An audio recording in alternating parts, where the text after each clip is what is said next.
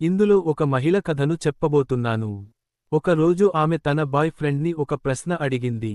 ఆమె అంచనా వేయనిదిగా, అతను ఆమెను ఒక వెలివాటిన దీవిలో వదిలేసి వెళ్ళిపోయాడు. ఆమె తన కాళ్లకు ఉన్న తాడును వేగంగా విప్పే ప్రయత్నం చేసింది.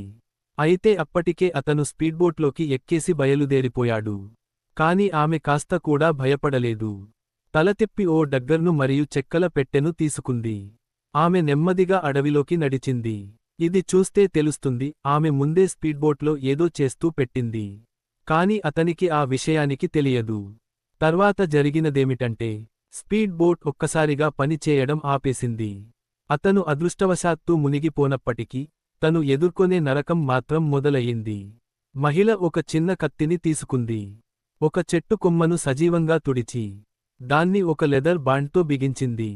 ఇక్కడ ఆమె కేవలం 3 సెకన్లలో బాణం మరియు విల్లు తయారు చేసింది. ఇంతలో అతను తిరిగి వచ్చి ఆమెతో మాట్లాడాలని ట్రై చేశాడు. కాని ఆమె అతని మాటలు వినాలని అసలు ఉద్దేశించలేదు. అతను చాలా తెలివిగా ఉన్నా, భయంతో చెమట పట్టిపోయింది. అవకాశం లేకుండా ఆమె బాణాన్ని వదిలింది. ప్రథమ బాణం అతనిని తాకింది. ఆమె వెంటనే రెండో బాణాన్ని సిద్ధం చేసింది. ఇప్పుడు అతను భయంతో ఒక చెట్టు వెనకాల దాక్కున్నాడు. కాని ఆమె అతన్ని వదిలేయాలనే ఉద్దేశంలో లేదు. ఆమె అతని వైపు నెమ్మదిగా అడుగులు వేసింది. తన ప్రాణం ప్రమాదంలో ఉంది అని తెలుసుకున్న అతను ఒక్కసారిగా నేలపై ఉన్న మామిడి పండు తీసుకున్నాడు. ఆ పండుతో ఆమెను మోసం చేసి పరారయ్యేందుకు ప్రయత్నించాడు.